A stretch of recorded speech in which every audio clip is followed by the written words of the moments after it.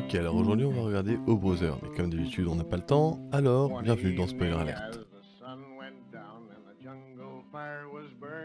Le film commence par un début qui nous présente des prisonniers cassant des cailloux.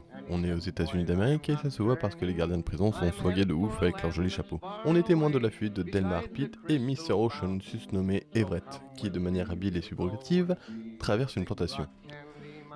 C'est donc la carapatence et le plan est simple, courir pour échapper à la popo et retrouver le butin de 1,2 million de dollars. Par chance, un train passant par là leur offre un espoir de liberté, mais comme la vie est une chiennasse et que Pete, le Havrel de la bande, a un point de côté, Mr. Ocean finit par manger le sol, ce qui doit bien lui changer du café. Malheureux mais pas abattus, ils sont pris en stop par un Uber ferroviaire aveugle et plein de sagesse. Ils prennent ensuite refuge chez Wash, le cousin de Pete, pour y trouver chaleur et réconfort. Après un ragoût qui nous rappellera l'affaire des Lasagne Findus et un peu de gomina dans les crinières, le refuge est vite compromis, car dans le Mississippi, le sang ne vaut pas le blé. Et le cousin de Wash balance nos fugitifs qui sont incités à quitter les lieux de manière barbare mais convaincante. Le salut leur est offert par le fils de Wash qui vient les secourir en voiture. Et Pete, pour le remercier, va le caillasser après l'avoir carjacké, parce que l'éducation, c'est important. Sur la route, il tombe sur Tommy Johnson, un jeune homme qui a vendu son âme au diable afin de devenir un guitar héros. Pour se faire un peu de blé, Tommy leur parle d'un plan qui consiste à chanter dans une boîte de conserve afin d'enregistrer un disque vinyle. Et c'est sous le nom des Cul-Trempés qu'ils font leur premier pas dans la musique.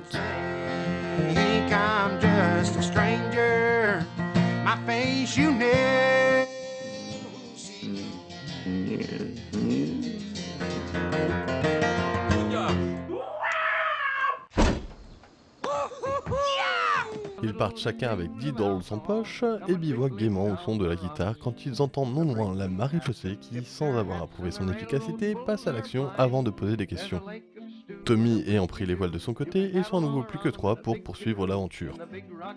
C'est donc à Pat qu'ils sont en route et font la rencontre de George Nelson, un homme tout particulier qui les emmène en stage d'été. Stage visiblement bien rémunéré. Le stage étant terminé, il est temps de repartir en quête des 1 200 000 dollars cachés par Everett. C'est en pleine forêt que Pete utilise son sixième sens de chien de la casse et part à la chasse à la galinette cendrée. La proie est en réalité 3 jeunes donzelles au chant envoûteur.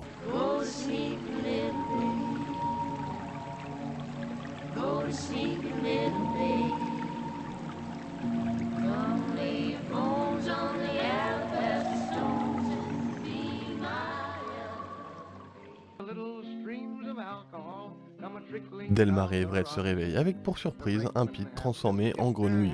Nos compagnons n'étant pas des lâcheurs, récupèrent le batracien pour l'emmener avec eux. N'ayant pas perdu l'appétit, ils s'offrent le luxe d'aller au restaurant avec l'argent du stage d'été.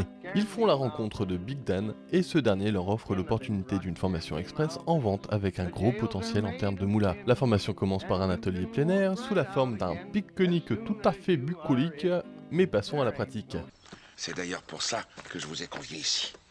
Pour ce cours magistral. Je comprends pas. Quant à Pete, le batracien, lui aussi va y passer. Mais bien sûr, la sorcellerie qui transforme les gens en grenouilles s'efface ici, et c'est sans surprise qu'on retrouve Pete qui s'est en fait choper par le Marshal et menacé par la potence pour balancer ses complices. N'étant pas au courant et donc toujours peinés par la perte de leur ami amphibien, Delmar et Everett arrivent en ville, qui est en plein rassemblement politique. Everett retrouve 3 de ses filles qui lui apprennent que sa femme est sur le point de se remarier avec un homme droit dans ses bottes. Ni une ni deux, il part retrouver sa douce pour confronter son prétendant et lui botter le cul. C'est à l'aide d'une technique de boxe approximative que le combat commence et Everett se fait marave.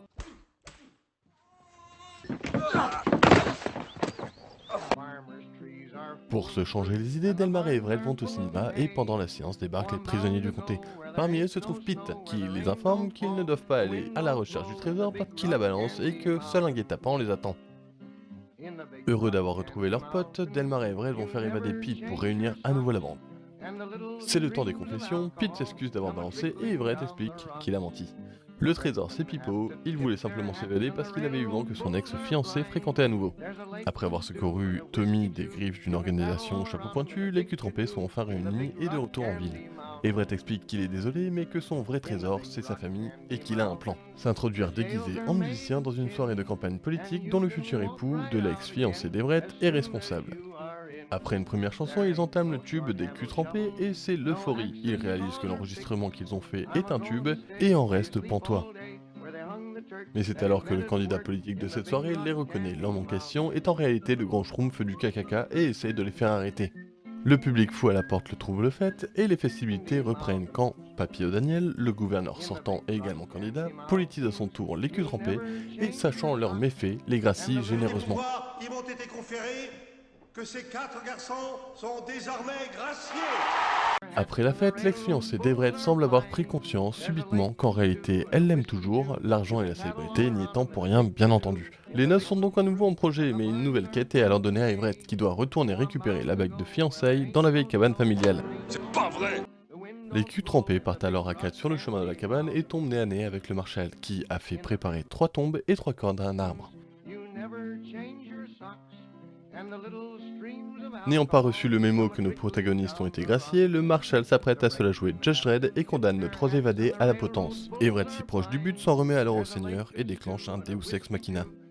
Car en effet, un torrent d'eau s'abat dans la vallée où se trouve la cabane, ce qui leur permet à nouveau de survivre et à Everett de retourner auprès de sa femme et de ses filles. Voilà, c'était O Brother et maintenant vous ne pourrez plus dire que vous ne l'avez jamais vu.